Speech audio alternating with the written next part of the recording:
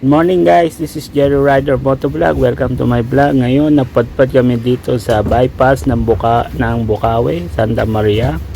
Dito lang to along sa Philippine Arena. So nag-drop by kami dito sa Dunkin Donut. Napakaganda ng kanilang ambience.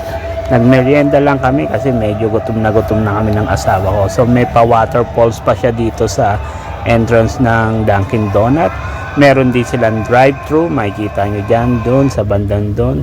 So eto yung kanilang mga variation ng donut, marami dito. So meron kaming na-try na donut dito, yung matcha type. So eto yung second floor nila, makikita nyo yung view nila.